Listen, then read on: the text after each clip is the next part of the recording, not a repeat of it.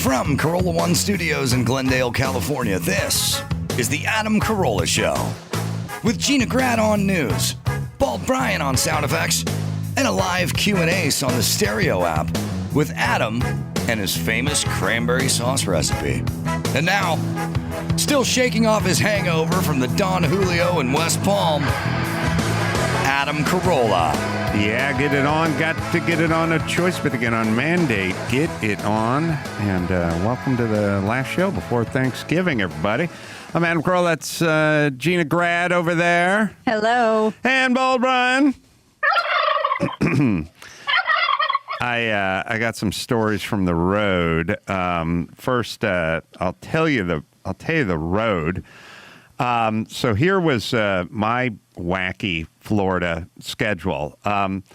I had an 8:20 flight out of LAX, and that would be Friday morning. So I left for the airport about 6:30 on Friday morning, and we landed kind of there. Close, right? Because your first show was at 7:30. Are you new here? Is this? Yeah, I'm merely observing. I'm merely mistaken. Well, they don't have too many to. I think we flew the first flight to West Palm Beach actually on JetBlue. So I think that's what they said. Anyway, we landed about 4:30 and waited around, got the rental car, and drove to the hotel, checked in, and got to the hotel about 5:30, something like that.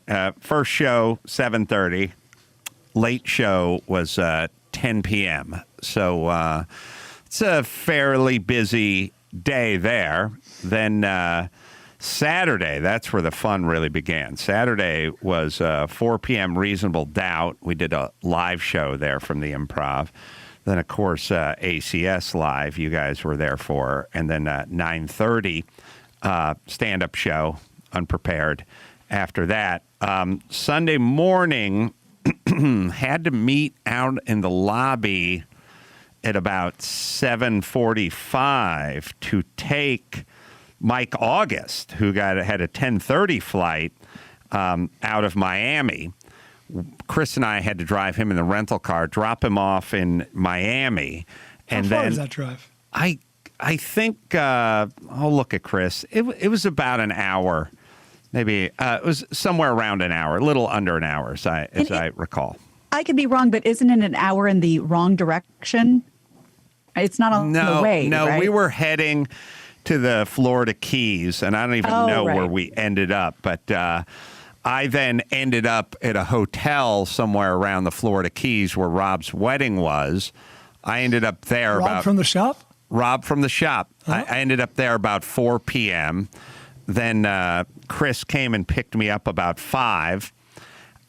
Went to the wedding, hung at the wedding, Ubered back to the hotel I was staying in, and I was informed that because we had an 8:30 flight out of Miami, that Chris was going to need to pick me up at 5:50. Yeah, that's rough. And drive to Miami and drop off the rental car and then take all the check bags and all that junk and get them back to L.A. for a 5.5-hour coach flight.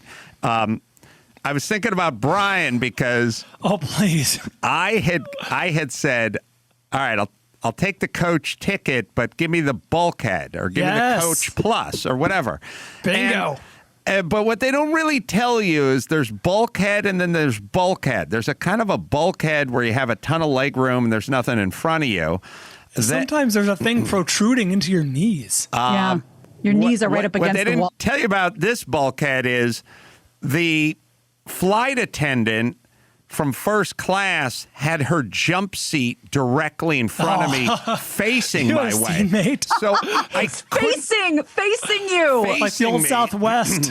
Also, it's like they're so crazy about the masks, and I'm trying to take my little traveler out and pour myself a cocktail, and she's just staring at me. Literally, there's no seats in front of us. I have the wide open leg room, but the wide open leg room leads to her jump seat, and her legs are. She's tall.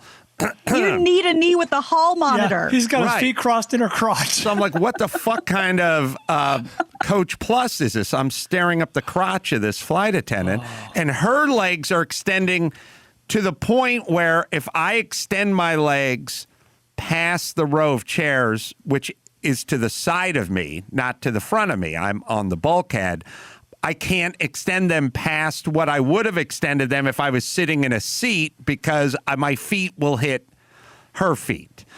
So now she didn't sit in it the whole flight, but from the time you start taxiing to the time you get up to level off, it's 45 minutes of her just sitting there staring at you. So it wasn't exactly the bulkhead experience. I've never experienced a bulkhead with the jumper seat that faces me, but God bless. Now we got to get to Mark Geragos' drinking. Whoa. That next show that he's on is going to be an intervention. Hot topic on Twitter today. I talked to him. I called him from the wedding, and I have never laughed so goddamn hard in my life because Mark and I started on Reasonable Doubt. And during Reasonable Doubt, people sent up shots. That was 4 p.m. We did, and I will be completely accurate with this tally. We did 3 shots of tequila during the hour-long Reasonable Doubt. Then Mike, Mark, and I, who had about an hour and a half to kill, walked back to the hotel, went upstairs to the pool bar, the rooftop pool bar. Nice. And had ourselves some more cocktails. Now, Mark had 2 shots of tequila. He was looking for the Don Julio. They had something. Our waitress was some sort of tequila aficionado. She was the Sherpa, the tequila Sherpa. Yes. She was the temptress. So she said, I got something better than Don Julio. We're out of Don Julio. So she came up with something better than Don Julio. And I ordered a martini. So in that time period, Mark did 2 more, I'd say, not shots heavy out pour. of a shot glass, a heavy pour, 2 more heavy pour sort of tequilas. Sipping tequilas, which he fired down. I drank my martini, which is maybe a little less than what he drank, but not really. So we both then drank. So now we're both at about 5 shots of tequila at this particular time plus. We then walk back to the venue. We then go out on stage. And I'll tell you a sidebar, which is good, which is all you need to know about being drunk. At the hotel bar, before we made our way back to the venue, Mark ordered a hamburger protein style. And the waitress, being 24, said, what's that mean? And he said, everything but the bun. Just give me everything but the bun. And of course, they always do this too, which they never really do the math on, which is you go, give me the burger protein style. And they go, okay. And then they give you the burger protein style with a big heaping side of fries that are always on the plate. Because they don't do never, the math. it just comes with fries. Like I've had conversations where I'm like, give me the burger protein style, just a patty, and no fries. And they go, okay. And then you sit there and get drunk, and then they drop it off, and it has a big thing of fries, and inevitably you eat the fries. That's how it worked. But Yeah, you have a choice. Mike and I ate the fries, and Mark dutifully ate the burger protein style. So then we went out and we walked back to the club, and then we got up on stage, and that's where Awesome Dawson came into play. And people were bringing, I think we brought a bottle of Don. I think Mark brought a bottle of Don Julio up on stage. I can't remember if people were sending him over, but we studied the game film, and Mark did at least 5 shots of Don Julio during ACS. So that would get his total up to 10 or 10 plus, because he was pouring those shots up on stage. I'd be in the hospital. Yeah, he held it well. He was at 10 shots plus of tequila. I was at 10 shots plus of tequila, too, because every time he poured himself a drink, he poured me a drink and handed me a drink. So now we're both 10 shots in, and we wrap the show. Well, I actually dismiss him 20 minutes early, and I say goodbye to you guys, and I do Adam Carolla's Unprepared for the last 20 or 25 minutes. How'd that go? I think it went pretty well, actually. Then I walk off of stage. I walk into the green room, and Mark is finishing a large quesadilla, not protein style. Far from it. And has these novelty pretzel buns. Just these logs of pretzel dough material that he's dipping into the cheese sauce. So He's in the corner of the broken bottle of Don Julio saying, come get some. The whole protein style hamburger that was 6 shots ago, it's all out the window. Yeah. So now he is now finished off a plate of quesadillas, and in a nice drunken move, had peeled the glazed pretzel outer off of the pretzel bun and was just using his fingernails to peel the sort of gold-colored part off, but leave the sort of white, milky center. I don't know if that was a flavor thing or it was part of his low-calorie intake. I know. In for a penny, in for a pound, Mark. So he did that, and then he either yacked or went to the bathroom and came back and then passed out. But he passed out on his hand. Like he propped his head up with his palm, and then slumped over onto the sofa. He then snored like a maniac back there. Mike August was yelling at him to keep it together, man. Me, Mike, and the opening act, we sat there with Chris, and we watched college football silently. Yeah. Well, Mark just filled the room with sound. Filled it. And how hard was he snoring? It was louder than any of us speaking, but none of us really addressed it. We just kept having a conversation underneath all of the snoring. Right. Wow. And then at some point it became 10 o'clock and it was time for me to answer the bell. So I got up and I went back out and did a 70-minute stand-up show. When I came back, Mark was nowhere to be found, and nobody knows where he went or what happened to him. So Mark was, while you were on stage, Mark was kind of coming to, and he wakes up. He has pretzel bits all over the collar of his shirt and his neckline. There's just pretzel remnants all over the table. I mean, it looked like a murder scene. And then as he starts waking up, Mike August proceeds to just ask him about the Harvey Weinstein case, which Mark just starts answering, and then they just have a conversation about Harvey Weinstein. And then he just stumbled off into the night. Well, so they're talking to each other. I leave to go check out some of the show, and then come back in the green room, and nobody's in there. And then Mike August walks in. And I go, "Oh, did you help Mark get home?" And he goes, "I thought he was with you."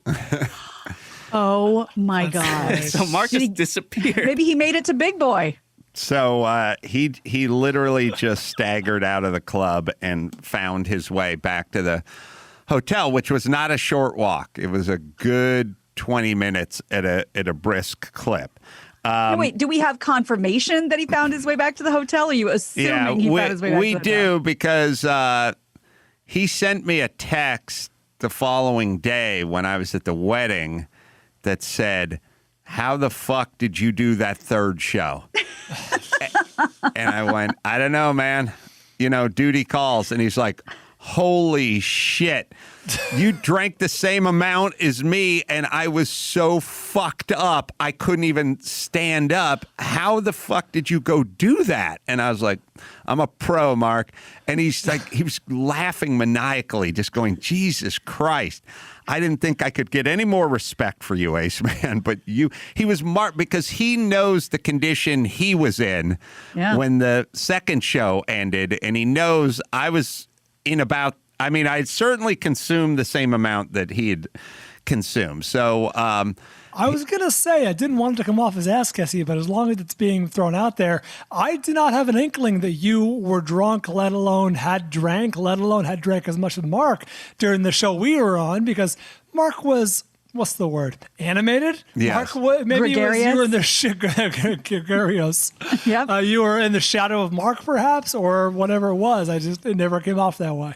Well, thank you. I obviously had my buzz on. It's not a compliment, you pussy. I had my buzz going because I drank the same amount of tequila as Mark did.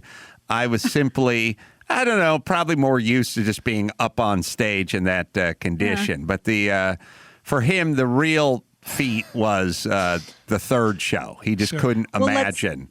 Let's give you 10 shots and get you in front of a jury and see how you do. You get your point off. It's a good point.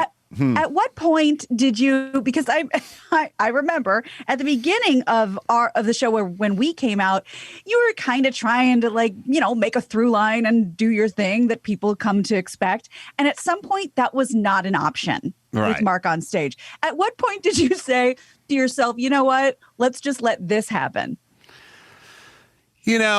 It's like you can't really be a cat wrangler up there. You have to try doing what you're doing. And when you realize Mark's an alpha, Mark's in the shape Mark's in. And at that point, I was just like, fuck it. Mark's going to do what Mark's going to do. We have some audio of him snoring, perhaps. We'll play a little clip of that. Holy shit.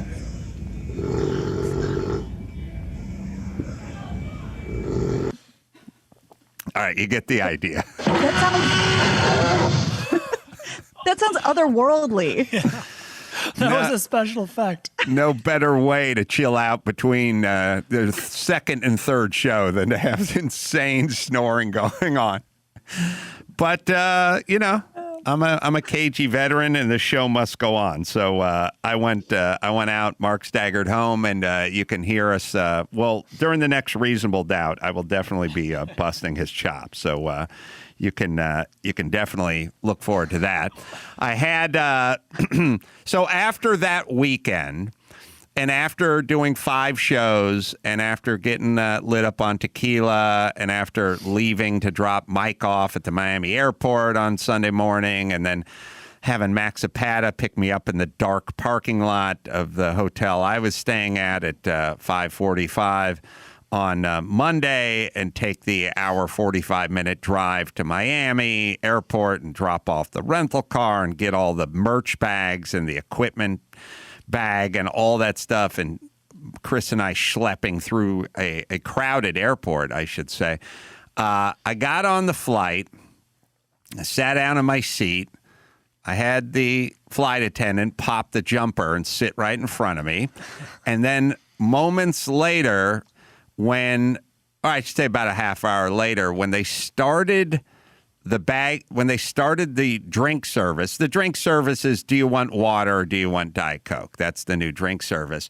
And as my 5.5 hour flight, as my middle-aged white male flight attendant was pushing the cart up and down the aisle, he was doing this thing as he was backing it down the aisle, and he was doing the watch your knees, watch your knees. I actually wrote it down. He wrote, watch your knees, because, as they get more people, and the flight was fairly crowded from Miami to LAX. It was not some of the more Spartan flights I've taken during this whole COVID thing. There was a lot of people.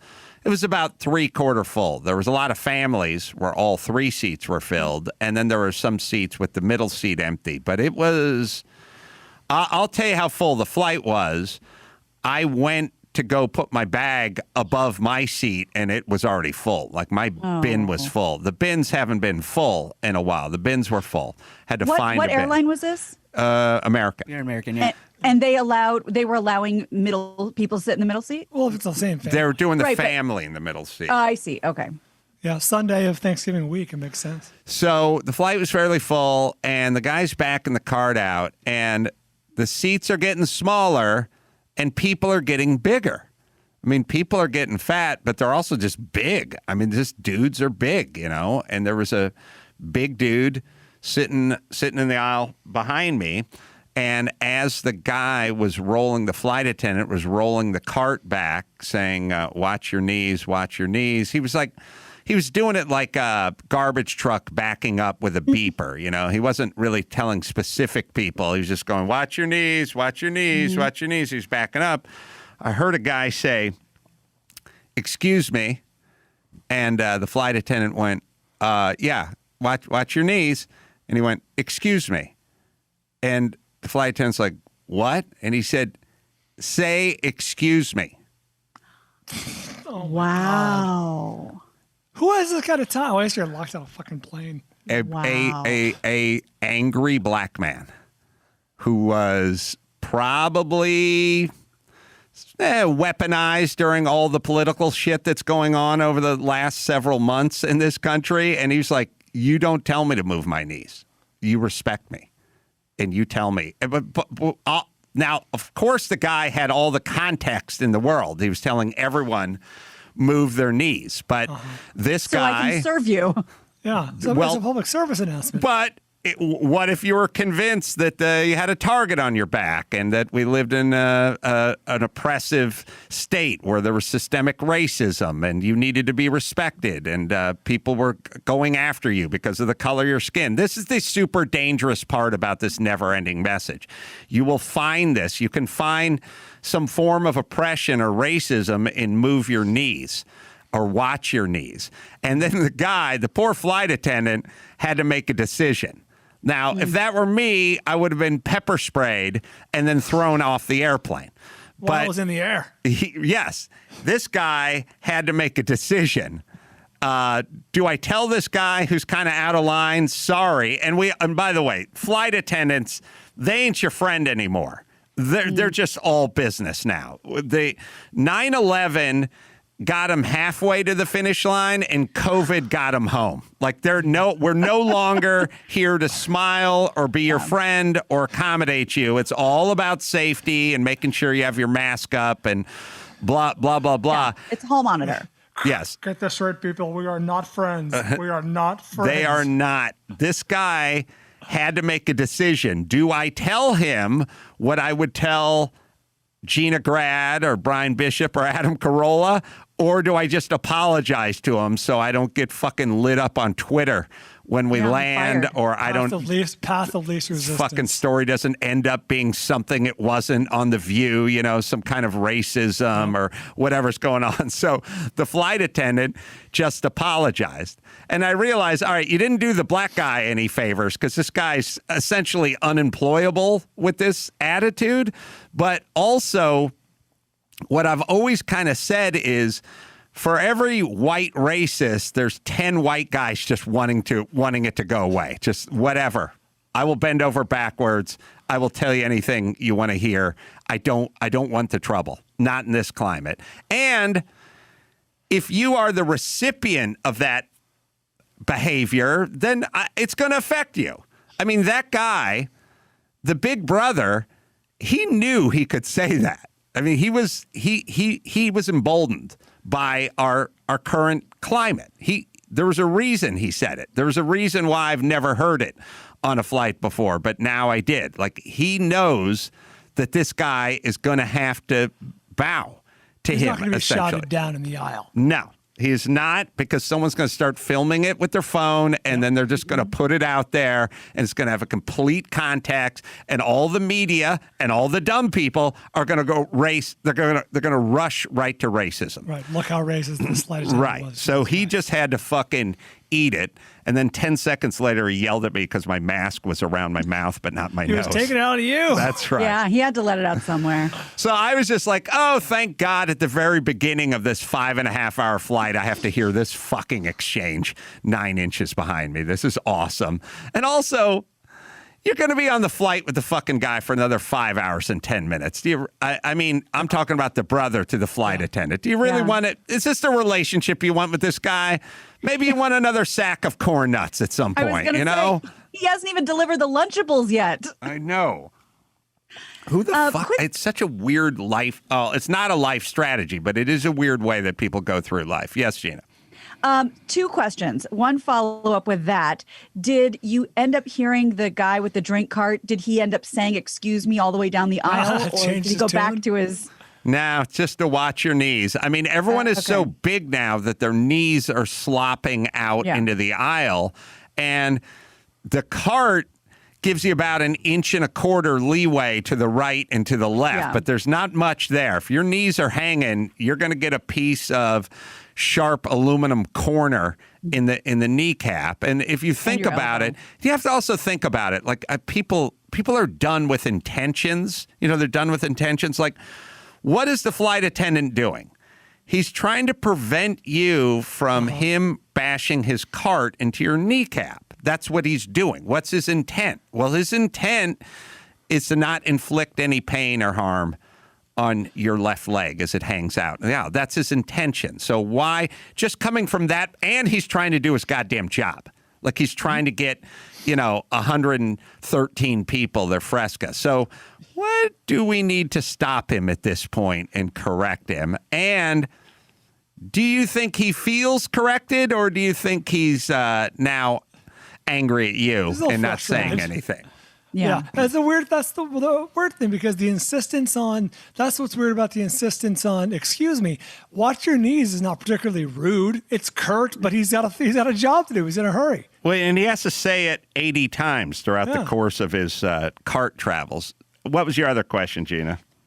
Because I've almost come to tears a few times in frustration trying to figure out how in the hell I am supposed to have even a tiny little, simple little wedding get-together ceremony on any level at this point, and not just say fuck it and go to the tuxedo rental / marriage license / accounting firm on the corner in the valley, because that's how they roll.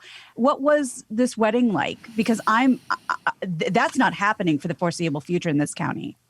Well, it was in Florida. It was out in the backyard of a beach house that just sort of led right out into the water. So that was really nice. I don't think I saw a mask. Did you see a mask? Really? Well, just some of the people working it were wearing masks. I think now, if you wear masks, at least in Florida, you look like you work there. Because I remember I went and ordered a drink with a mask on, and somebody asked me, like, "Oh, where's the bathroom? Do you work here?" Because if you wear a mask, Chris. You look. They handed you their keys. You just look like an employee. So all the employees were wearing masks. And was it how many people you think? So 50? How many? Yes. Yeah, 50. About 50 people. Could have been 55. There were 0 masks amongst the attendees of the wedding, and masks, I guess, with the staff. I didn't even notice that, but yeah. Well, it was very relaxed anyway because it was beach casual. Beach casual. That's the other thing, too. I didn't read the memo. I packed a fucking black suit and boots that I just carried with me the entire fucking trip. You were supposed to go full Crockett and Tubbs for a Miami wedding. I know. I spaced out. So okay, good to know. So go to Florida. You do whatever you want, I guess. There didn't seem to be anybody telling anyone otherwise. It's a different world over there. Yeah, it must be. I love to when I picked up Adam to go to the wedding. He was just wearing a T-shirt, a hat, and shorts, and I'm thinking, all right, he's taking this beach casual thing maybe a little too far. And turns out he got locked outside of his room, and then he proceeds to throw me his key card, and Kaylin has a picture of it, and he's like, this is what I took out when I went on my walk, and it looked like the key card, but if you turn it around, which Kaylin, it just says good for one beach pool towel, so it's just a coupon. That's weak. Yeah, and it was in the same thing as his key card, so he just took that. You can't do that. Yes, That's the key funny. cards are plastic. They're all the same shape as every key card is. And included in the key card little cardboard pouch is the good for redemption of one towel thing. So, and it's got a picture of like a pelican and a resort and and an island on it. So when I'm leaving, I just grab the key card. That looks like a key card. But it's not the That's key exactly card. the key card. Sorry and for just throwing as a it side at note, you. I don't blame Was you. everyone who ran this hotel Muslim, or am I reading that card wrong? I don't know. Did it say like Islamorama? Islamadora. Oh no, that's where it was. It's Isla Medora. It's it's okay, just south looks of like Key one Largo. word. Yeah, Isla Morada. What I don't know what it's pronounced, but that's just what the place is Isla called. The island. Morada, Isla Gotcha. Morada, sure. Yeah. Doesn't look like Isla Morada. That looks like something else. Yeah. Islamorada is, that's that 80s all-girl Muslim band. That's right. Who sing, it's a Shiite Summer, I think was their, I can't remember what their hit was. What was the Shiite Summer? It's a Shiite Summer. Now that you're gone, you can't. We're not gonna let you drive or read. It's a Shiite Summer. Don't steal my love, or we'll cut off your hands. It's a Shiite Summer. All right, enough of our tomfoolery.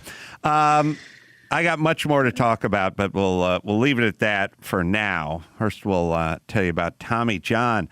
Black Friday, sales coming up. You want to fight all the cold out there? Loungewear, pajamas, and bras. You go with Tommy John. I'm wearing my Tommy John. I'll call them sweats. I'm wearing the undershirt now. I'm wearing the underpants. It is now cooled off to the point where I can don the Tommy John loungewear, and it is so good. They do pajamas, they do underwear, come in limited edition sets, perfect for gifting. They will sell out quick, so order quickly, please. I jumped in my freezing cold pool this morning, and I got out, and I got right into my Tommy John loungewear, and it felt so good. I wore it to work. No risk with Tommy John's best pair you'll ever wear, or it's free. Guarantee. It's Tommy John, right, Doss? Shop Tommy John's Black Friday sale right now to make sure your gifts arrive by the holidays. Go to TommyJohn.com/Adam for 25. Go to TommyJohn.com/Adam for 20% off site-wide. Get 20% off for a limited time at TommyJohn.com/Adam. TommyJohn.com/Adam. See site for details. All right. We should take ourselves a quick break and come back, and we'll do the news with Gina and Bald right after this. Give me the news with Grad, news with Gina Grad, breaking viral, all those crazy Trump tweets. Give me news with Gina Grad, trouble in the Middle East, celebrity drunk meltdowns. Need news with Gina Grad. The news with Gina Grad.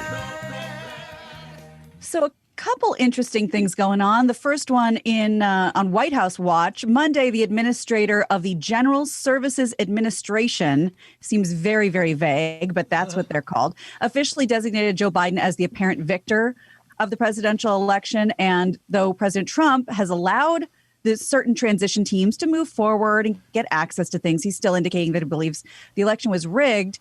But he's doubling down in such an odd and yet entertaining way for us, because he spent Tuesday morning retweeting Randy Quaid tweets. Really? Yes, and I have some for you. Some were It's videos. not just a tweet, Adam. No, some are here's one, and they're not recent either, at least the video. But in one, this is from November 20th, Randy Quaid said, "Never underestimate the greatest president this country has ever had. Trump is an astonishing man of the people, fighting for all of us, not big pharma.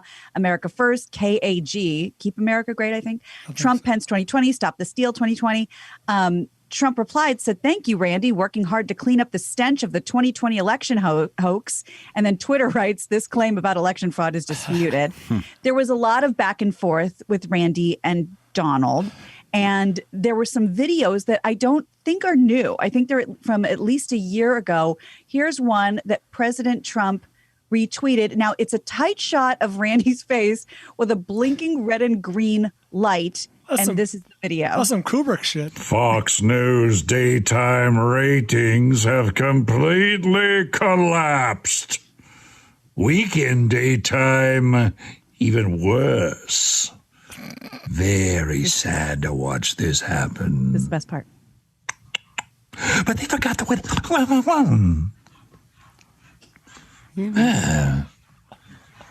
They forgot what made them successful. What got them there? Is he trying to do an accent? They forgot the golden goose. The only difference between the 2016 election and 2020 is Fox News. So that was one of them. He can do Show VO. us the test I know he's Santa. in exile in Canada somewhere, but he could still do VO work, couldn't he? Oh, yeah. Oh, yeah. I think he should probably stay a little out of sight because I think the government would very much like him back. But would also we? does this Would we like other- him back? Well, the government would because I think they have some unfinished business, like a break-in. Wasn't there like a break-in? I don't know. It's hard to keep up. It's It hard is. to keep up. So there's another. I didn't pull it, but there's another one where he's on stage sitting backwards in a chair and does this like 3-minute poem about Trump and about Lilliputians. And you know what my one takeaway was? He's a really good actor. He is. He did this incredible poem about the burning of the world, and I was intrigued and enthralled. He definitely emotes. Yes. That much we got. Well, I get it. He's nuts. And all I have to do is say something nice about Trump and he'll retweet it. That's the way. That's the key. That's how you get Trump to do the retweet. Just say he's a great president or he's robbed, and he will definitely retweet that shit. All right, what else we got? It's a social experiment. So another social experiment that is really interesting. Dave Chappelle has released a new stand-up segment on social media. Just watched it this morning called Unforgivable. It covers all the ways people and networks have stolen from him and cheated him throughout the years of his career. He said he started when he was 14. He tells the story about how a guy stole one of his jokes and said, well, I could just take it from you, and intimidated him. Then how he got, sort of taken for a ride and 3-card Monty in Manhattan, and all of these ways he's that been. one's on him. Yeah. Well, examples of him, like learning these life lessons. And in that one, the guy grabbed him when he figured out the trick and said, never come between a man and his next meal. And he said that really stuck with him. And then toward the end, like I said, it's almost 20 minutes. He talks about how companies like Netflix and Comedy Central and HBO have sort of given him raw deals and bad contracts throughout the years. And one example he gave was how Chappelle's show started streaming on Netflix, which I was thrilled about and watched a bunch of them. Apparently that was not cool. So he called Netflix and asked them, this makes me feel bad. He said to them, it makes me feel bad that you put this up because I don't get paid for this content being on Netflix. And they took it down. And he thought that was so wonderful and such a great courtesy. So now he's going forward and he says, I'm asking you, the person who watches me, my boss, you, my boss, the listeners and the watchers and the appreciators out there, don't watch the Chappelle show because I'm not getting paid for it. I'm asking you to boycott me. So this is the last minute and a half of this long monologue performance where he calls out Comedy Central and a few other networks, and this is the end. Know what's in the hot dogs you eat. Now, there's probably a bunch of people at Comedy Central and Viacom and all these places that have no idea what I'm talking about. They've all either quit or been fired or got Me Too'd or something. Them niggas is gone. And there's a whole bunch of new young people there, and they're probably looking like, what is he talking about? They may not actually know what the fuck happened to me. So I'll tell you what I'm talking about. Go downstairs to your accounting department, open the books, see what that show made, and look at what you paid me. That's exactly what I'm talking about. You're going to pay me. I am inviting you to come with me and work with me. And let's fight against that terrible, terrible feeling that you made me feel together. We can fight together and work this thing with Chappelle's show out. Or I can just take it. Thank you. I got to tell you. I think I referred to it real quick. I think I referred to it as Unforgivable. It's Unforgiven. Isn't that a Clint Eastwood movie? What he got a $100 million Netflix deal. I'm trying to think of what his $50 million. Oh, he loves Netflix. He got an absurd amount of money. He got an absurd amount of money from Comedy Central. So there's a couple thoughts. One is unfortunately, this shit comes with the territory. Like me and Jimmy invented the man show. We don't own the man show. That's the shit that goes on in this business. Now, and he talks about that kind of thing. you can go, well, that's not right, but you can also go, well, we ended up making millions of dollars and we're on their platform. Like, I don't think it's a fine line, which is you go, Comedy Central screwed me. Well, Comedy Central gave you millions of dollars and also made you a star.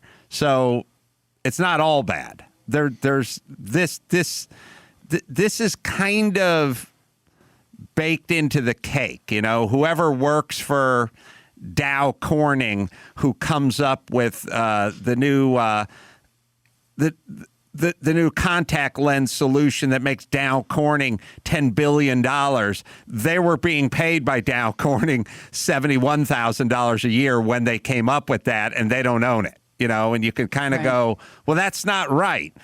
And you go, okay, well, maybe it isn't right, but then you need to build your own platform. Like, you need to build your own Comedy Central and own everything. And there's it's a lot of gray area, because there's flat out cases of just being ripped off. And then there are cases of, it's like our manager was a producer on The Man Show. When they did season 5 of The Man Show, Jimmy and I didn't get paid. Our manager got paid because he was a producer. And it's a bunch of shit where you're like, that's not fair.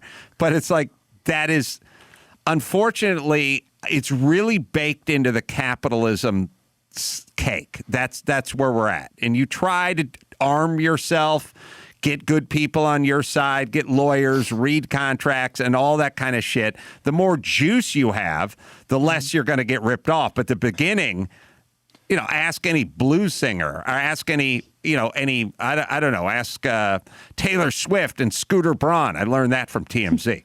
Sorry. You. Yes, Brian. Well, a good comparison is, at least in this case, and I imagine it applies to a lot of cases, is like in the NFL, right? You play under a rookie, unless you're a first-round pick, top 10 pick, you play under that rookie contract, for 3 years. Let's say you kick ass. You're not being paid what you're worth, but you're being paid the contract you signed. And then at the end of that 3 years, when you're a stud in the league and you're underpaid, you either get that money from your team or you're a free agent. You get that money somewhere else. But the market will eventually, meet where your skill level is. But if you sign that rookie contract, which you have to, that's what you're going to get paid, no matter if you outperform or not. Right. And sometimes they'll renegotiate. You know what I'm saying? And the team pays the rookie minimum to a guy who may lead the league in rushing his second year, but also think about all the guys who signed a then multi-million-dollar contract and got injured or were a bust, that the team completely takes a bath on that one. So the Jamarcus Russell phenomenon. Yes, there's a lot of yin and yang. I will say this about Chappelle. He's starting to border on Lenny Bruce territory, which is like, he is so transcend comedy now that he's now just sitting up there, pulling up a chair and talking, and also airing grievances. He's a multi-million dollar. Oh yeah, his deal was reportedly $20 million per special, and has released 5 specials. All right, so that gets us to $100 million. And remember, he's not traveling for this. Talk about building your own platform. He's doing this on his own property, on a stage in his backyard in Ohio? I'm just saying there is a little. We're getting into a little danger zone where I feel Chappelle should get back and get into more jokes and a little less, or stories, but I don't know. Again, we're getting into some dangerous water. That's the way I feel about it. All right, let me hit meter here. Holidays are now here. People are hanging out. Now you got to cook at home, because there's no more eating outside at a restaurant if you're out here in Los Angeles, for sure. It's a Bluetooth meat thermometer that keeps an eye on your holiday foods and lets you know when it's ready. There's a probe. It's got 2 temperature sensors along with the meter app. Gives you a countdown on your phone. So you don't have to stand over the grill and get the big plume of smoke or any of that. You just, yes. I can't believe you're doing an ad for Meter. I've had a Meter for years. I love it. It is a must-own barbecue tool. I literally use it every time I cook. Oh, good. Well, there you go. Awesome. That's what you call a testimonial, people. I've had this thing for years. I love it. The grill, the smoker, oven, sous vide, cooking, air fryer, rotisserie, it's all perfect. And so says me, and so says Bald Bryan. It's a perfect tool for cooking. And by the way, makes a great gift. So why don't you get involved there? 15% off with the code ACS at meter.com. Right, Dawson? Get 15% off with code ACS at MEATER.com. 15% off when you use code ACS at meter.com. Let Meter help you make your holiday meals absolutely perfect. I talked to Dr. Drew today, speaking of outdoor eating. I went to the Chinese food place that was near my house last night, and all their big tents. This is a really nice restaurant with big banquet booths and live music, and a really good place to go eat. Great atmosphere, and it was meticulously maintained. Never spot of mushu sauce on the floor. They had then constructed this giant tent in their parking lots, and then they moved everyone out into these tents in this outdoor patio area. And when I went there last night, the whole place was torn apart, and there was just like tape everywhere. And inside the restaurant, it just looked like somebody lit off a bomb. It was like furniture stacked this way, used that way. It's like a blockade. The whole place was just turned over. The tent was gone. The parking lot, all the patio stuff was all taken apart. There was like tape on the ground with arrows, in and out. And all anyone could do was stand in line and pick up their Chinese food to eat at home indoors. And then I was talking to Dr. Drew about this earlier today, and I said, what is going on with the outdoor dining? I thought this was the solution. Is there some big transmission from outdoor dining? And he's like, no, there's nothing. 3%. They're just out of 100%. They just decided to do it. It's like, why? Why would they do that? And it's like, I don't know.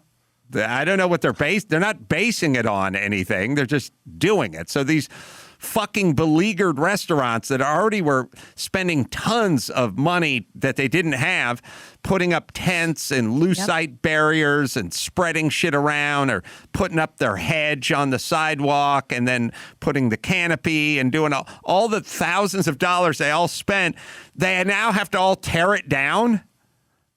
It's insane. Based on an insane woman who wasn't voted in, Barbara Ferrer, who's not a doctor, or certainly not a physician. Not a physician, not infectious disease. Just there's a handful of nut jobs that are just calling policy for the entire state. Yes, Brian. I actually read the article, and it's even more infuriating than that. I hesitate to even tell you, but it's something, I'm going to get the number exactly wrong, but it's something like out of the 2,500 cases that they can trace back to restaurants, to restaurants where people are actually dining there, something like 2488, that's like all but 12 are traced back to the staff because they're inside the kitchen. They're in a place where they're exchanging the air. They're not outside.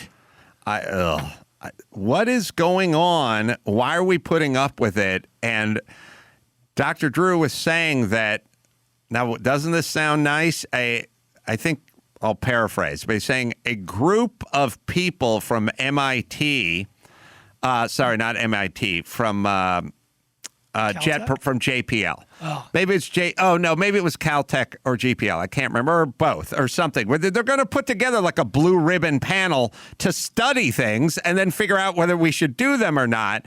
I think the council of LA and Garcetti and Gavin Newsom are saying, no thanks. But we have one smartest people in the state. Yes, we have one nutty witch who's just like setting policy for everyone in these poor restaurants. I don't know why they do it. I would just defy the government and say fuck it. But you know what? I also realized I came up with this theory, which Dr. Drew approved of. So I keep saying why. the government tells you move out to the parking lot. Through great effort and expense, you construct all these tents and do all the stuff, and you comply with everything, and you move out to the parking lot, and then they change their mind and tell you to tear it all down on the eve of Thanksgiving and all the meals you could be selling, and as if things weren't hard enough, not being able to go inside. Fine. So why are they complying? Like why is there just a big mass uprising where people own restaurants just go, fuck you, Garcetti, fuck you, Mayor. We're just, Governor, we're just going to do whatever we want. You know what I was saying to Drew? If you are a business and you're a small business and your business involves food, you're a restaurant in Los Angeles, you have to go through so much red tape. You have to get so many certificates. There's all the health inspectors and building and safety and all the employee shit and all the stuff. Your relationship is so tenuous. You've had to do so much compliance. You just comply, that the bridge from all the crazy overregulation that we've always talked about in Los Angeles County, the bridge to get from there to we will just shut your ass down is a small bridge now. There's not much of a bridge. If you think about it, right, let's just pretend this is Texas, 1957. And you tell every restaurant, sorry, shut it down. They're going to go, fuck you. That would be fuck you because they didn't get the bridge built. If you went to Los Angeles in 1957, they would say fuck you because they didn't build the bridge. There's so much overreach. There's so much bureaucracy. There's so much regulation. There's so many hoops to jump through, and there's so many certificates to earn, and so many people not to get on the wrong side of that by the time you get there, you're like a fucking battered wife. You just don't want to deal with it. You don't want to upset them. Because there's no way they would get from this crazy fucking witch, Barbara Ferrer, telling everyone to shut it down. If you tried that in the 50s, everyone just go, fuck you, and I'll be on the roof with my gun. That's where we would be in the 50s. But they fucking worked people so hard to the body for so many years with so much regulation that they're just in compliance mode. They're now in broken populist mode. They're broken. They're like, yeah, fuck it. We got to do what they tell us to do. If they told them to drop and give them 25 push-ups, they would just do it. Just do it. And guess how many people this is going to affect? Because I have the number. All right, let's hear it. On the approximately how many people are screwed because of these restaurants shutting down in LA County? I have no idea. There's got to be a million restaurants in LA. 750,000 people. Right, but according and that includes. People don't realize the reach of a restaurant. You know, the produce people and all that food that's just going to go bad and go to waste. It's insane. Well, it's not nuts. Evidently, for Dr. Drew told me Pasadena just went fuck off. Mm-hmm. We're just staying. Pasadena and Long Beach. All right, everybody should just stay open. Why are you listening to these fucking people? How many times do I have to say this? There's something wrong with them. It's established. Don't do it. Just don't do it. Just stay open. What are you going to do? What if everyone said we're never going to pay another parking ticket? Do you think they could enforce that? Do you think it's possible? They can't enforce any of this stuff. See what they do in Pasadena. They're not going to do anything. They can't do anything. Where they tell the fucking sheriffs, hey, once you enforce these family gatherings for Thanksgiving, the sheriffs go, nah. And then that's it. There's nothing they can do. That's right. I don't know. All the Riverside, LA County, Orange County, San Bernardino, all the sheriffs said no. And made an extra bonus point saying, you don't think that the population hates us enough right now after all the riots and the looting, and now you want us to take them down on the street for not wearing a mask? You're insane. Well, the good people need to rise up and a little civil disobedience. Hey, remember the bumper stickers? I think the bumper stickers I used to read, I think during the Bush administration, which is dissent is patriotic. Oh, yeah. I used to see a lot of those. They all went away when Obama got in office, but when Bush was in dusted them off office, when Trump came in. yes, dissent is patriotic. Okay, well, there you go. Let's be patriots, shall we? Just sad to see everyone at this local restaurant having to hustle around and knock everything over, take everything down, and blah. All right, Gina, sorry. Well, let's talk about something a little uplifting because I think we need it. Spike Lee has signed on to helm a musical movie about the origin of Viagra. Wow. And that is not a joke. I really had to check a couple of sources on this. He made this emailed statement to Deadline. He waxed poetic about this upcoming musical project. It was really long email, so I just grabbed a couple of sentences from it. This is the email he wrote. He said, I thank my late mother for, as she would say, taking my narrow, rusty behind, dragging, kicking, and screaming to the movies when I was a nappy-headed kid growing up in the streets of the People's Republic of Brooklyn. I did not want to see corny people singing and dancing. Thank you, Lottie. She didn't listen to my ongoing complaints about musicals. So finally, going into my 4th decade as a filmmaker, I will be directing a dancing, all singing musical Spike Lee joint, and I can't wait. And that's the Rogers and Hammerstein Truth Ruth.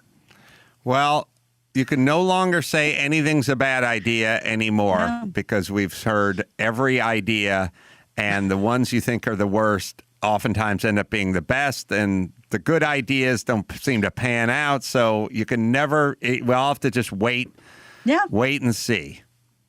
Yeah, if like Lin-Manuel Miranda's involved, I'll fucking check it out. Well, I doubt Spike's writing the music.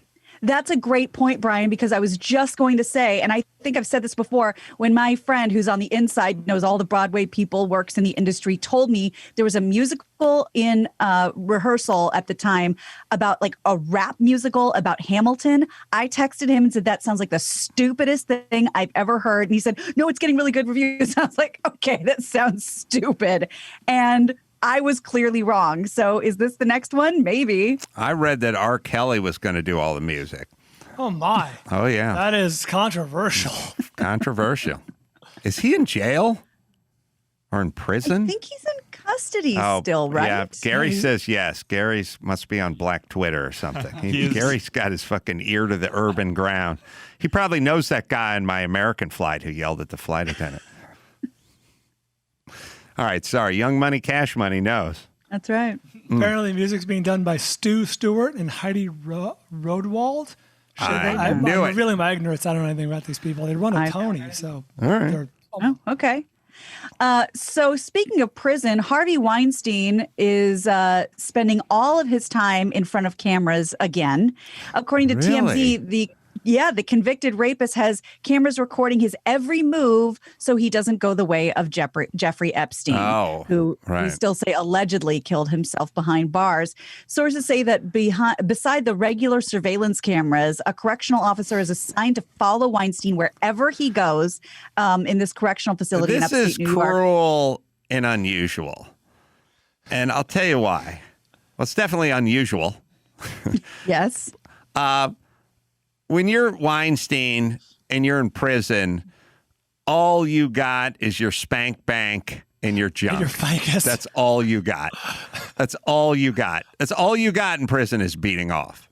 Yep. What else is he that? asked for a fern to be brought in? Yes. I mean, that's all he has. He doesn't mind an audience from what we know. Yeah, I feel like, the big boss man is probably not as inspirational as one of the starlets. As a young starlet. Did you mean the actual wrestler, the big boss man? Fuck yes, I did. Put it up. Put him up. Put a picture up, and you'll know why this man, meaning Adam Carolla, deserves an award. Because as Brian knows, I've sort of rudimentary understanding of 80s, 90s pro wrestling. I don't know. That's a good pull. I don't know all the characters, but I did a deep pull to try to think of a guy in a prison guard's or sheriff's outfit that would be your worst inspiration for beating off. He had a flat top and a goatee. He's the perfect example. Yeah, there he is. Imagine that guy staring at you. He's pointing at Big Boss Man on his lapel, on his pocket of his prison outfit. He's holding that fucking nightstick, and he's just staring at you with those crazed eyes the whole time. He has a motorcycle jacket. Yeah. He's the big boss man, Gina. He's the big boss man. I don't remember him, and I know a lot about 80s wrestling. I don't remember him. He maybe came out around like 1990-ish. Oh, that's great. I don't even know. He's the big boss man, but he's got a leather motorcycle jacket. Yeah. So what is he? Is he a motorcycle cop? He's private security. Oh, is that what No, it he goes under deep cover. is? Yeah, I'm saying that is a boner killer. Big boss man staring at you when you try to peel one off? No, thank you. All right, Chris, now we need a side-by-side because I got to put it to these guys. Big Boss Man or Bam Bam Bigelow? Oh, I love him. Wait, I have yes, the but for whacking it. Yeah, Oh. that's true. It's a No, good point. but Bam Bam would be a disaster to beat off to. There's no doubt. And so would The Undertaker and all of them. The Junkyard Dog. They'd I all was be just gonna say, don't forget the Junkyard Dog. fabulous moolah. They're what? Oh, the only female to make the list. Even she would be a tough squeeze. But the reason Who did the Honky Tonk Man represent? Nashville, well, all these guys would be a disaster to beat off in front of. I just picked the big boss man because he's wearing half a prison Yes, guard outfit. that's right. And No, you did good. I gave him CO. some context. Yeah, That's all. he actually That was was a real good. corrections officer. He was a corrections officer. Yeah, so that's who the character's based off of.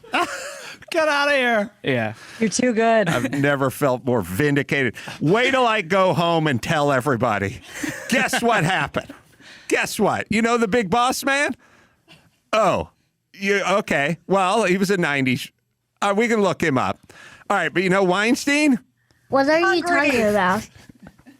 This would be the perfect story of no one giving two fucking shits about it. We understand I'm clairvoyant over here because I picked the big boss man and he used to be a correctional officer. Yeah. Wow. Yeah, that's exactly how it's going to come across. All right, let me hit Lids here. Need perfect gifts this season? Lids has them. Officially licensed sports gear, or and I also have iconic brands like Nike, Adidas, and Champion. Lids is North America's largest hat retailer. They make great hats. Well, it's all the official stuff. Visit any Lids store and I got my Lids. Oh, I got my LA Rams Lids hat here. Good. And you can find, Associate will help you find the perfect cap for anyone on your holiday list. Lids is the leader in headwear, including all authentic MLB on-field caps, NFL sideline caps, knits, all the stuff the pros wear. You can get it as well, all the varieties, all the colors, and all the exclusives. Just visit blog. So visit blog.lids.com/Carolla and get 25% off your next in-store purchase. That is blog.lids.com/Carolla and get 25% off. Perfect gift is waiting, right, Dawson? Visit blogs.lids.com/Adam for 25% off coupon on your next in-store purchase. All right, Gina, what else we got? Well, let's stay on the prison tip for a second, because this would be a very good time for Weinstein to reach out to Kim Kardashian, because she is back at it again. She's finding her life's work in trying to get the wrongly imprisoned out. And remember, she did that with persuading President Trump to release Alice Marie Johnson from a life sentence. Now she's throwing her weight behind this case in Oklahoma of a man named Julius Jones, who's on death row for a murder he insists he didn't commit. Kim met with Jones on Monday and promised to aid his fight for clemency in any way she can. He's convicted of first-degree murder in 2002, but claims he got a shoddy defense and that the prosecution's case was thin. So he is the new case that Kim K is taking up. Can I? Yeah. Sorry, can I ask an ignorant question? Does Kim Kardashian require any other evidence of innocence besides I swear I didn't do it and I have a bad defense? Well, I will answer that for you in the best way I can. So she's not just randomly doing this. She is going, and I'm sure Geragos can explain more about this, but she is a law student now. And gets Not Saturday, he couldn't have. No, Today he could have answered He my was name. disbarred for Definitely 24 not hours. Saturday. But she is, it's not like, this isn't just like something she took up on Pinterest. She is a law student. So, and she's part of, one of the clemency project. So she's not doing this completely alone. So I would imagine, the rest of the students and the staff have picked this case for a reason. They got to vet these people because, yes, I was set up. I'm an innocent man. I had a horrible lawyer. Well, by the way, everybody who gets life in prison or the death penalty had a horrible lawyer de facto in their mind. Right. I don't care Scott if you fucking Peterson? have F. Lee Bailey on your Scott shit. Peterson knew. Yes, if you end up on death row, then you go, guess who had a horrible lawyer? Scott Peterson? Right, Yeah. Scott Peterson. We get it. Although he's going to get out. Well, was he not on death row, or am I completely making that up? There was controversy about death row and the jury, and part of the thing as I'm trying to comb through my memory here is part of the jury selection involved people. They have to ask people, would you sentence someone to death or not? Because if it's a death penalty case So, and yeah, you it's a won't, first- yeah. you won't then, and you're against the death penalty, then we can't have you in the jury pool. Something about that selection that ended up sort of tainting the trial, and that's where Mark's sort of resting his hopes. But yeah, I think he got a death sentence. But getting a death sentence in California, I mean, look no further than Charles Manson. Yeah, it got overturned, right? But he did get the death sentence according to Young Money, Cash Money over here. Uh-huh. Well, there is, yeah. And then Newsom put a stay on all the death, all the executions. You're not going to get. It's kind of academic, I guess, if you get the death sentence in California. Although Mark could probably tell me why I was wrong. Not Saturday, definitely not Saturday, but today.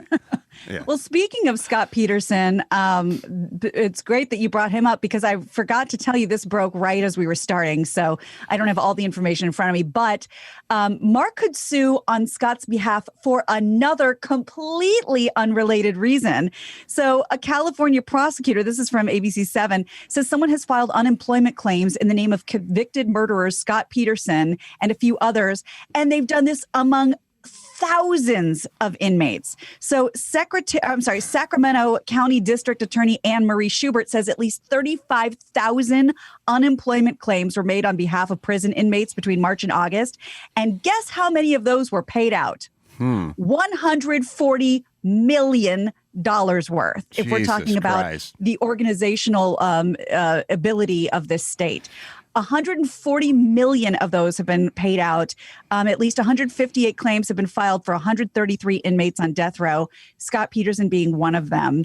And remember, we talked about that dude, that guy who goes by Nuke Bizzle, who not only defrauded the government, but then rapped about it. Oh, yeah, and said, sure. Oh, right. Some people sell cocaine. I just file a claim. Right. That So was a this is who we're California putting thing. Yeah. Right. So this is who we're putting our trust in when it comes to open the restaurants, close the restaurants. Well, Jesus Christ. I know. Like, first off, what do they touch that they don't fuck up? These settlements, bullet trains. Like, why should we be so exquisitely confident in the leadership here in California and Los Angeles?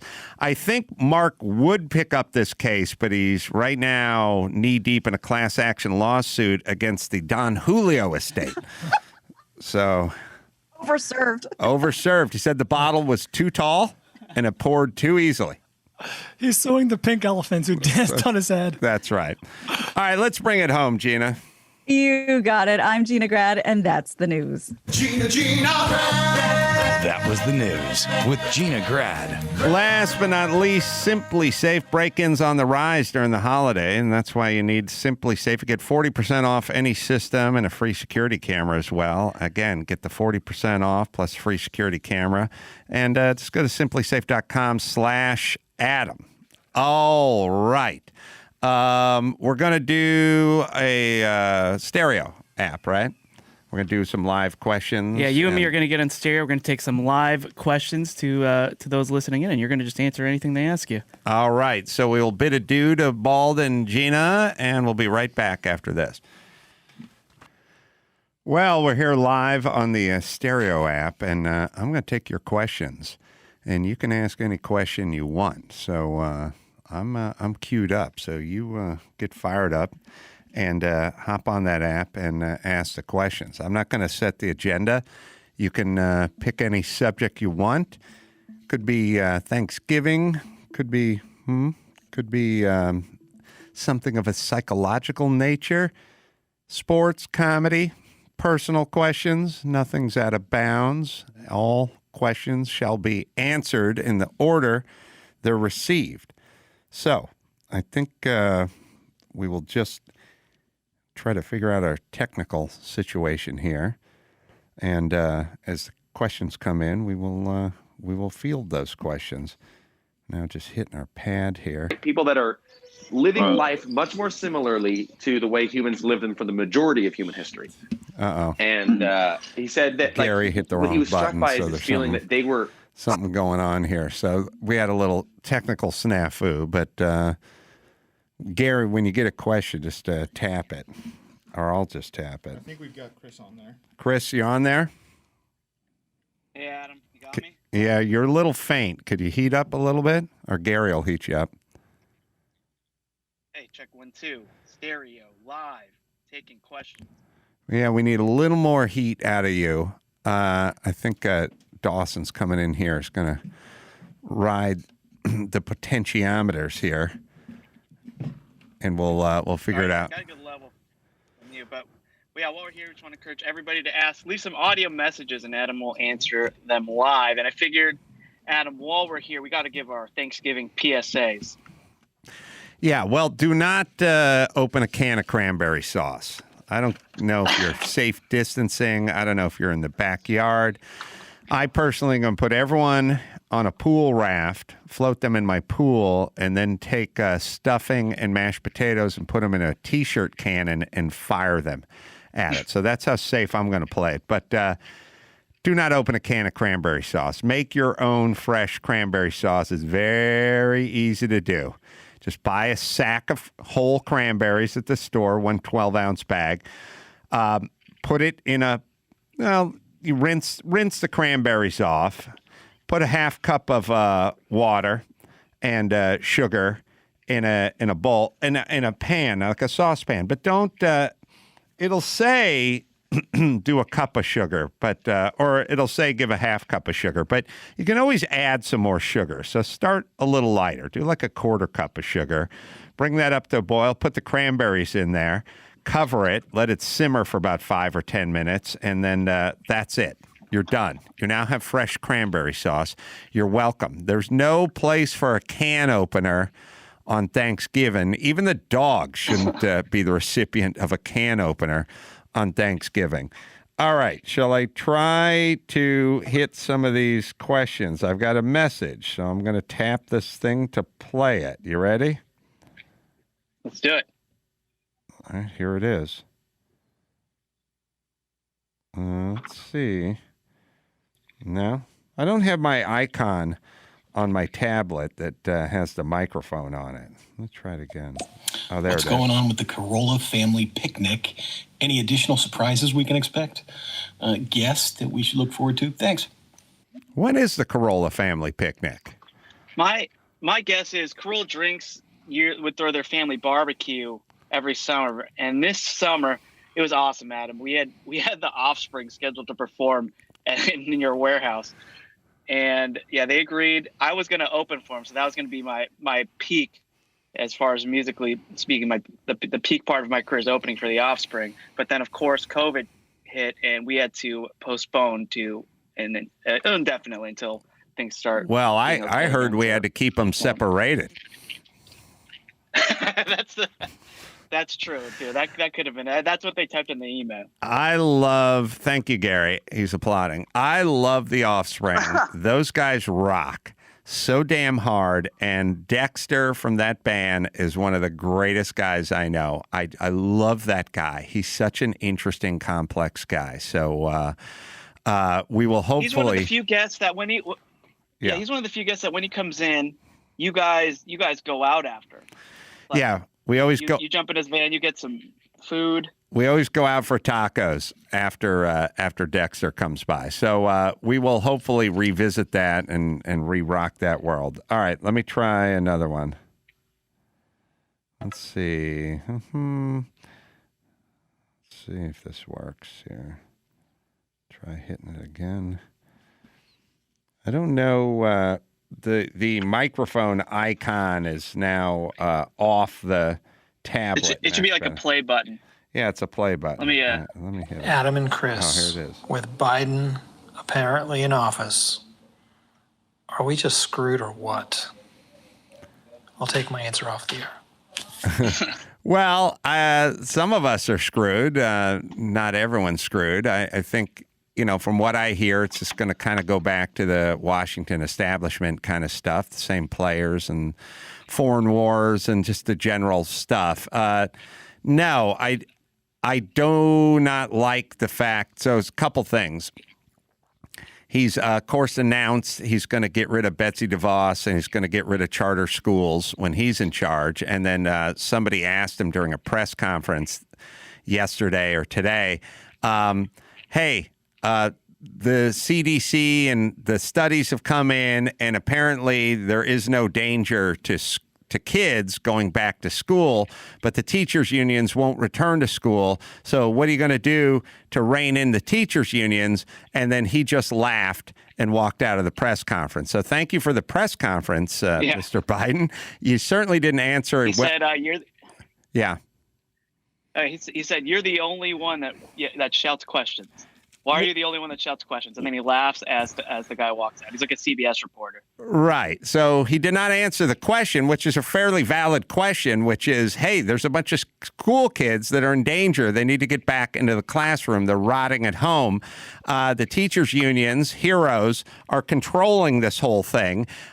The parents want the kids back and the public wants the kids back, but the teachers union, who you're now going to give more power to because you're going to get rid of the non-unionized teachers in these schools that take vouchers and all these other alternative schools. And so now they will become one big monolithic power band who will now control policy, even if it's what the people don't want.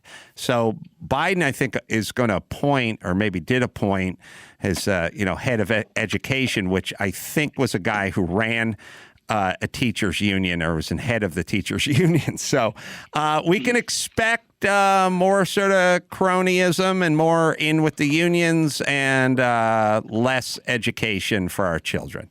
But that's what we all want, next right? Week we're going to talk.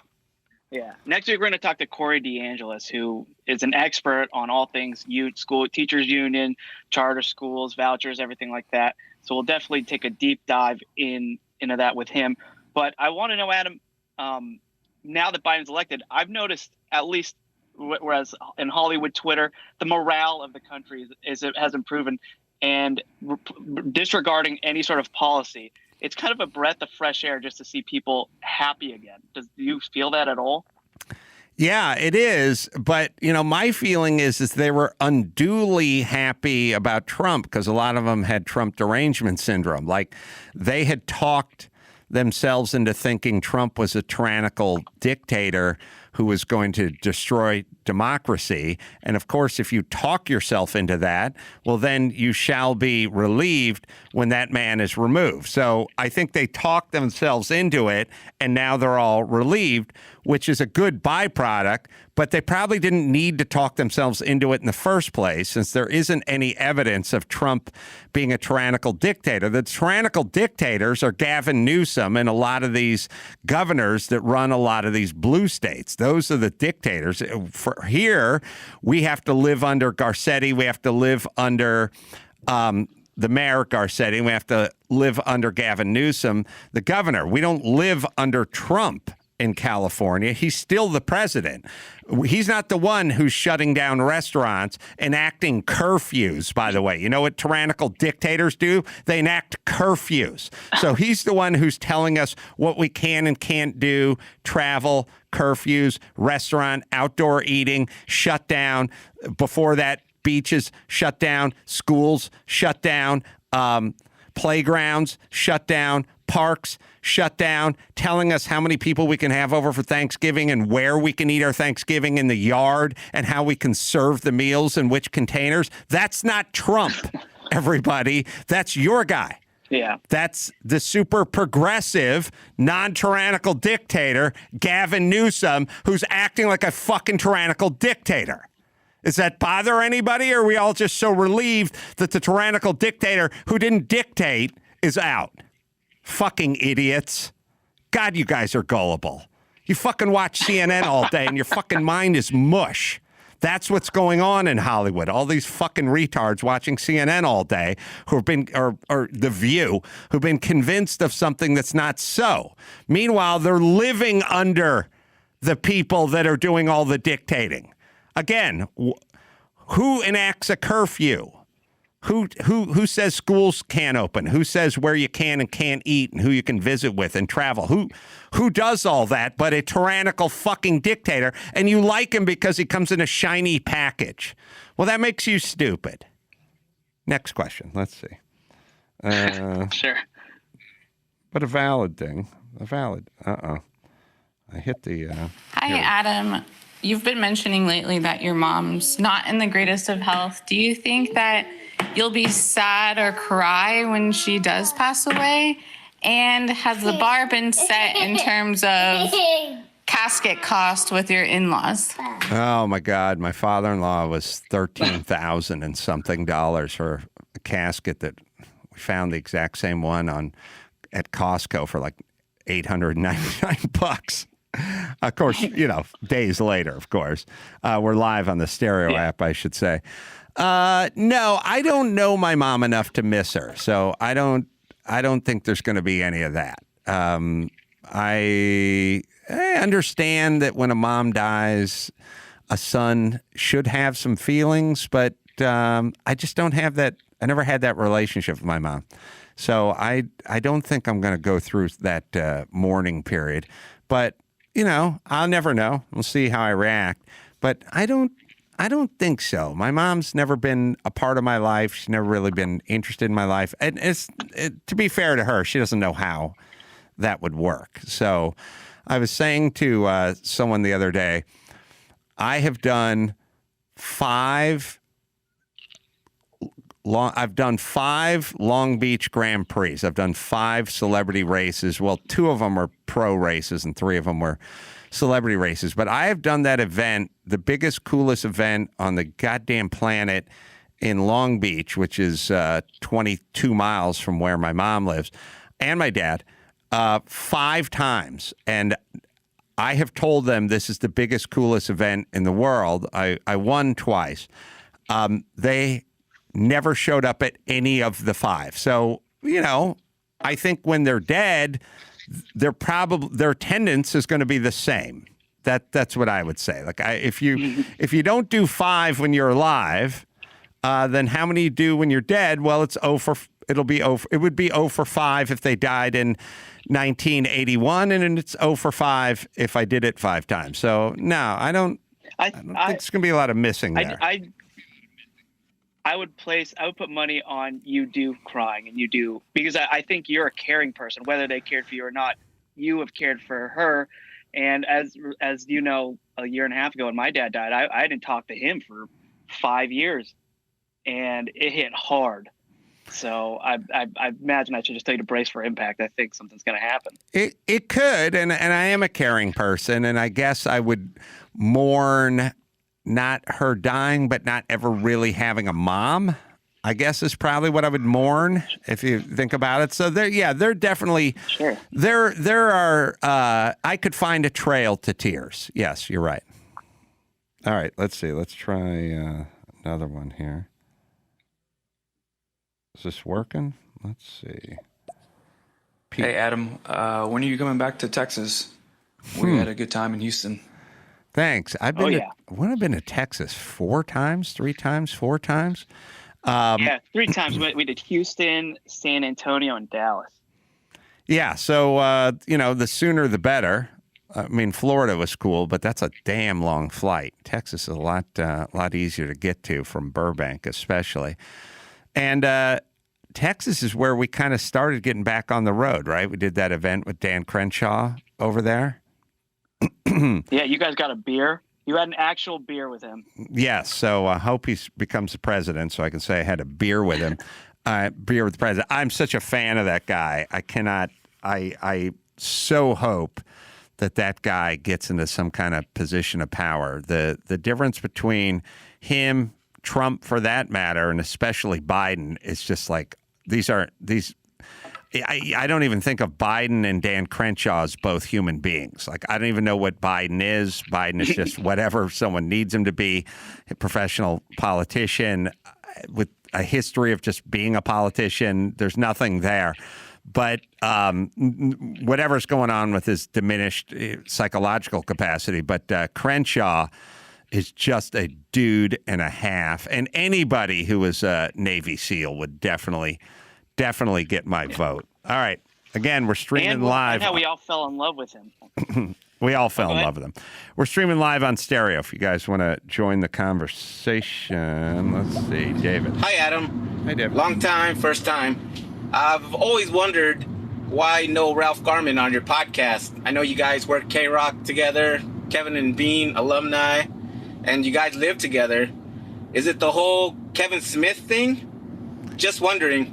Thanks, Ace. Love ya. Yeah, I think there's probably an element of he kind of went to the Kevin Smith camp, and I have a ongoing feud with Kevin Smith, so that probably definitely limited the appearances on ACS. I think that'd probably be a fair explanation of why Ralph is not on the Adam Carolla show. Hey, man, y'all preaching right now, straight up. And I don't really fuck with politics due to the fact that it's all the same, you know, to an extent. And these people know each other. But the reason I don't really fuck with Biden is the fact that, you know, I'm black. And, you know, he's such a social and for justice man. You know, 47 years you had the connections and the power to make some shit happen, to make things much more just with the justice system. And, you know, literally the same shit is still happening. So, honestly, I think we just need to get rid of Republicans and Democrats, period. Well, it's not a bad take. I mean, look, the problem with being in a group and then electing your guy, gay, Latinx, Latinx, black, whatever, lesbian, whatever, is you then mistakenly think the person you elected is going to do something for you. They're not going to do shit for you. They don't care about you. They don't dislike you. They don't like you. They're not going to do anything for you because they can't.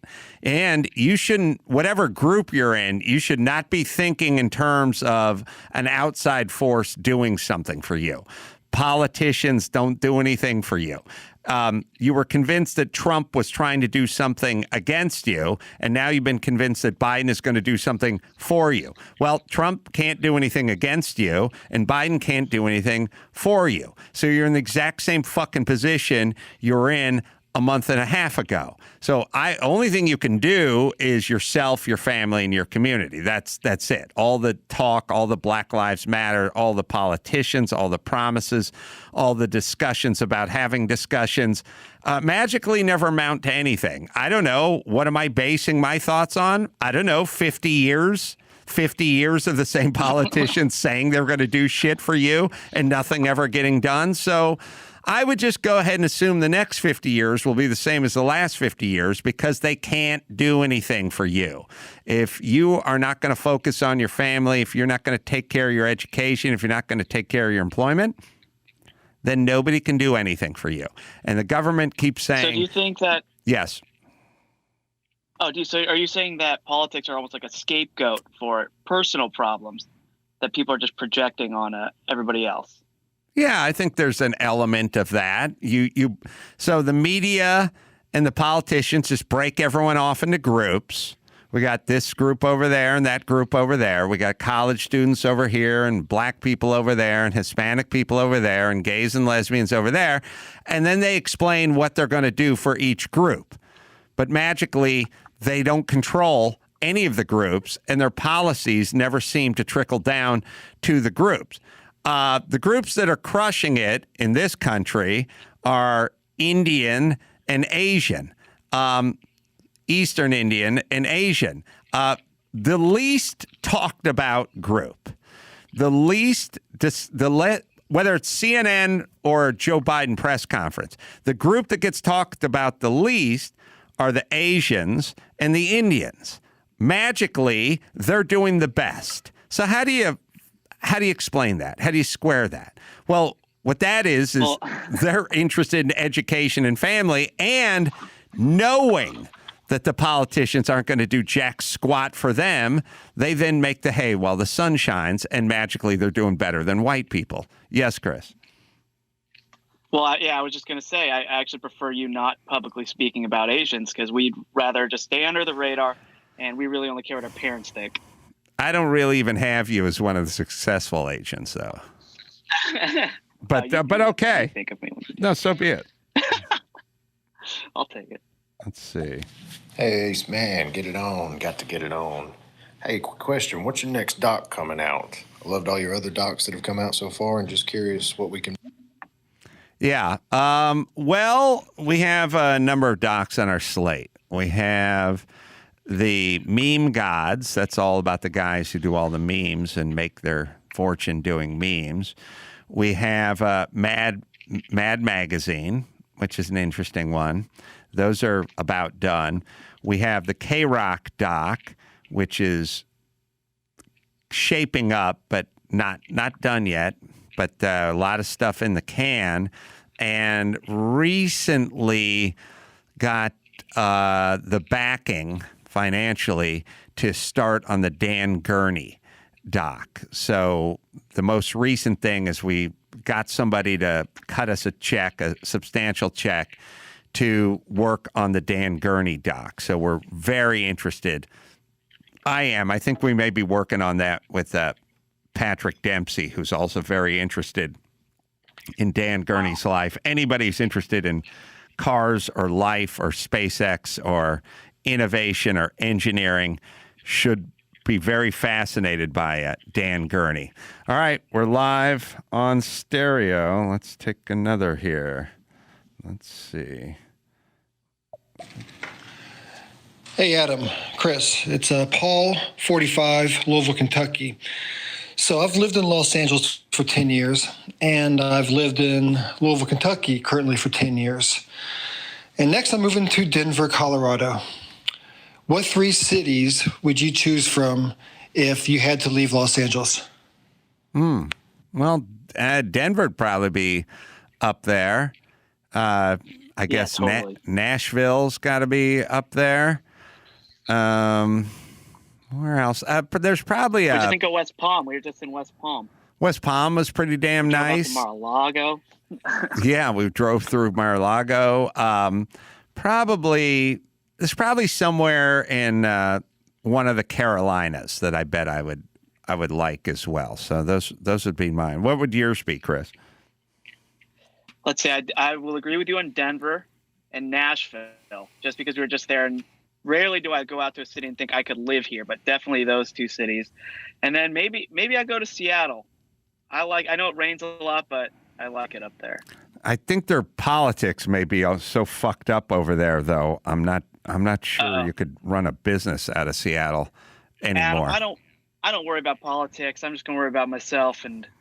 Well, I'll say homelessness then. I would definitely, if I left Los Angeles, I'd be looking at not tripping over some homeless people. And in Seattle, you're going to be tripping over a lot of homeless folk. Hey, Adam, just curious. Do you find any parts of yourself that are like your mom or your dad? Clearly, there's a lot that's not similar, thank God. But just curious. My dad is psychologically oriented, and I am psychologically oriented. So that's a dad universal thing. I also kind of learned from my dad, although I don't know if he does it himself, which is to kind of blame yourself, take responsibility for stuff that didn't go right, see if you could find your role in something that didn't work out the way you wanted it to work out. And my mom, what I learned from her, which is unfortunate because I was raised by her, was a kind of what about the other guy? Like, what would he say or what would they say? Or before you say this person did this for no reason, what do you think their reason would be? It was a lot of what about the other guy. And I do a lot of what about the other guy. And if you ever talk to me, and someone ever says, this asshole just came up to me and called me an asshole, and then he stormed off, I always go, what would he say? Why did he do it? Why do you think he did it? You can get to a lot of truth that way. So I would say I got that from them. Hi, Adam. Jeff here. I live in Los Angeles also, and I share quite a few of your complaints and criticisms about it. And I'm just wondering, what, after all these years, what keeps you here and what keeps you running a business here as opposed to, going somewhere else like Rogan? Thanks. Well, my kids just entered high school, though they didn't really enter high school because they had to stay home, but then they got back to high school. But, my kids have a real strong community here and their friends and all that kind of stuff. It'd be pretty disruptive. I have a good life here, don't get me wrong, but I would say my kids and my kids being in school. I wouldn't want to pack up and move the kids at some point. And, I have a business and businesses here and car shops and, all that. So it would be, pretty complicated to move out. But it's definitely in the cards. And unless there's some sort of, monumental change that goes on in California where people fucking wake up and realize we have horrible representatives and we need to fucking fix this state. Like, this state is failing, it's falling apart, and there needs to be a course correction. And if there was such a thing as some kind of course correction, then why not? Everyone would be happy to stay. It just can't be more the same. All right, we're live on the Stereo app. You got questions? We'll ask. Let's see. Hey, Adam, just wondering if you ever heard from Seinfeld on comedians in cars with coffee. Seems like a natural fit, and it sounded like you and Larry David became close over the past couple of years. Well, Larry and I talked on the phone a few times, but I wouldn't say we became close. Seinfeld, I have an interesting concept. I have an interesting take on Seinfeld and cars and coffee, and sort of based on a theory. But I've talked to Seinfeld a time or two, and here's my theory. Seinfeld is, I think, a closeted conservative. I think he's kind of conservative leaning, and here's what I'm basing it on. If you think about comedians, and I said this to Dave Rubin when I was doing his podcast, but doing the Rubin Report, but think about it. When you are hard left, you know exactly the comedians who are hard left. Like, where Sarah Silverman stands. She's progressive, right? And you know where all the progressive voices stand in the comedy department. When you don't hear anyone say anything political, like your Seinfelds and your Lenos and guys like that, it means they're more conservative, but they're just scared. They don't want to fucking deal with the backlash. I mean, who would? You'd be an idiot to come out and say something. You'll get blackballed, right? So Seinfeld with Leno and a few others are conservative guys who kind of keep it quiet. And I think Seinfeld was one of the first guys to come out and say, college campuses suck. Like, I hate playing colleges now. Right. But they're also savvy businessmen who don't want to show their hand because how could it help? And there's potential downside to it. So if you take a look at all the guests that are on Cars and Coffee, there's no one conservative. And I thought, I said to Mike August once, I'll never be on a show like that. And it's not because I'm conservative. It's because Seinfeld's conservative. And I don't think those guys want to be outed.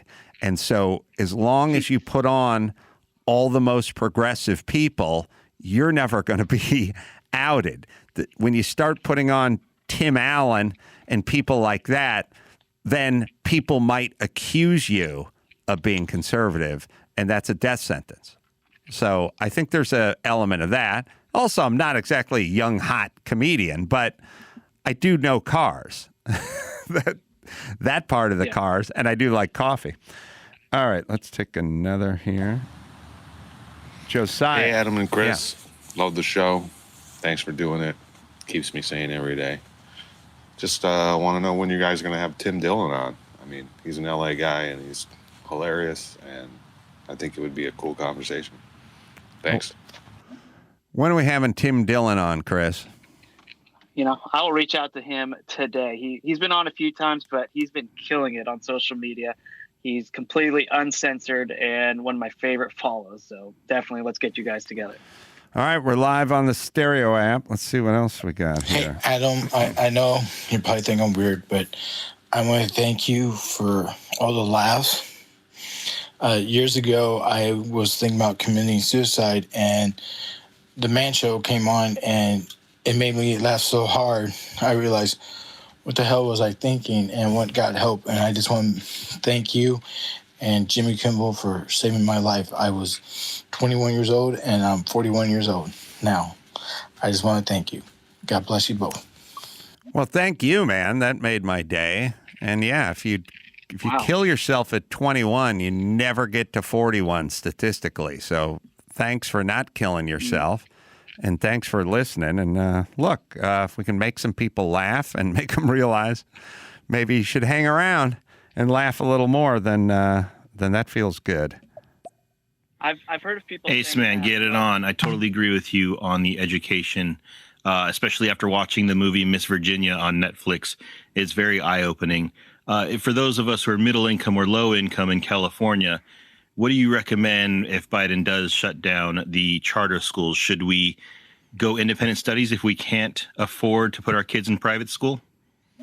Well, you know, I don't know what the difference between independent studies and homeschooling is, but the more you look at the curriculum in California, you know, teaching the 1619 bullshit, and the more you look into what they're teaching and how they're teaching it and what the schools are and how they are, the homeschooling seems more and more attractive. What I would do, and, you know, I had a Catholic little brother, and my Catholic little brother lived with his like 4 brothers and sisters and single mom inside. He went to Beverly Hills High.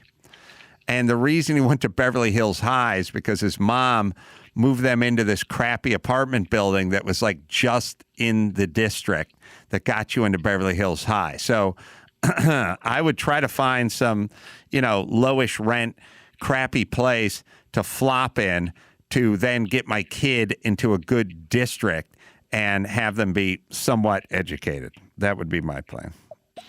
Hey, Ace Man, car question. I just picked up an old 73 Bronco. It's mostly stock. What would you upgrade to make it more drivable on a daily basis? I'm thinking disc brakes. I'm on drums now, at least front disc brakes. Any information would be greatly appreciated. Thank you, sir. Well, I'm not a Bronco expert, and, you know, driving a 73 Bronco as a daily driver is going to be a bit of a chore, so I hope it's a kind of a second car. I'm assuming it is. Front discs, not a bad plan. You could go with a more modern crate type engine in there with like electronic fuel injection and stuff that you could map and work out and stuff of that nature. And of course, the suspension, they make tons of suspension stuff that would help with the ride.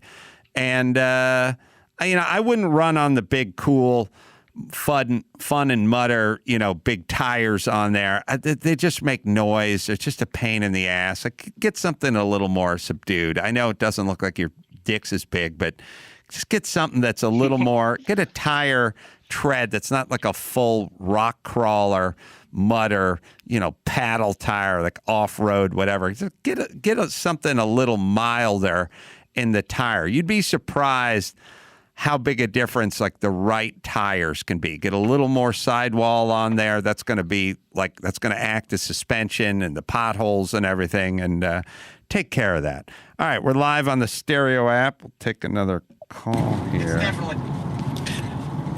Hey, Adam. It's Larry here. I just say I'm a huge fan. And I was just wondering, if you had decided to do another season of The Man Show without Jimmy, did you have somebody in mind to replace him, or would it have been Joe Rogan or Doug Stanhope? Thanks. I never considered it. It was put to me many times, and I was asked to do it many, many times. And I was told I could do it alone or I could do it with anybody I wanted to do it with. But I thought, A, I didn't want to do it. And then B, I thought it'd be kind of disrespectful to Jimmy. We're the ones who came up with the show. It felt weird to do the show without him. Plus, he'd probably watch it every week and I'd get a long email full of notes. So I never considered it. I never thought about another person I wanted to do it with. It never crossed my mind. So I wish I had a better answer for you, but I just don't. It was never consideration to do that show without Jimmy, even though it was offered to me. All right, let's see. Your listeners can talk. I don't know. I'm hitting the button here, but nothing's Yeah, so I just want. Go ahead. That's all right. Yeah, I just want to encourage everybody else to keep asking Adam audio questions. He's answering live on stereo. And I was thinking about the Man Show, and have you ever gotten that before? Like for the audio message you got a while back, that the Man Show saved my life. I've heard people say Loveline has done it, the podcast has done it, but never the Man Show. No, it's a good point. I've never got it from the Man Show. We've gotten a few. Gotten a few from Loveline over the years, but that's kind of the nature of the show, you know, troubled teens, the doctor, call-in advice, all that stuff. But no, never got one. Never got one from the Man Show, but, happy to have it. There's your hat trick. Yeah. Yeah, we were at a wedding in Florida a couple days ago. Or was it? Yeah, it was a couple days ago. And a guy came up to me and said that when he saw you, he told me a story about how you got him his first blowjob. Just because they watched the Loveline together, and some girl called in and asked, like, how old am I too young to do this to somebody? And you said no, and she was 16, and this guy's girlfriend was 16, so he looked at her and got a blowjob that night because of you. Well, you see there, healing America, one BJ at a time. All right, we are live on the Stereo app, and I think that about brings it home for us. Is that about bringing it home for us, Max Spanna? I think so. That's a lot of fun. We should do this more often. We're just take some questions and hang out on Stereo. Yeah, we'll free ball it, man. I enjoy it. All right. You can go to adamcarolla.com if you guys want to know where I'm going to be live, and I'm going to be places live, so I'm not stopping. I know where you'll be. You'll be in the Pickwick Center, Burbank, December 12th, and this is a drive-in show. So we're going to charge per car. So pack you and your family in a car, come out, and there's also going to be a car show, so your car will get judged. Right. It'll be fun. All right, so do that, and you can go to adamcarolla.com. Go to our YouTube page, because we're putting a lot of stand-up up at the YouTube that we do out on the road.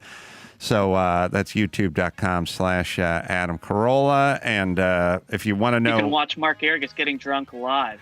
Oh, yeah. Watch YouTube. Mark Geragos getting completely hammered in... where the hell were we? At the Improv over there. All right. So, till next time, West Palm. Sorry. Till next time, Adam Carolla for Chris Max Spanna and Gina Grad and Bob Bryan saying mahalo.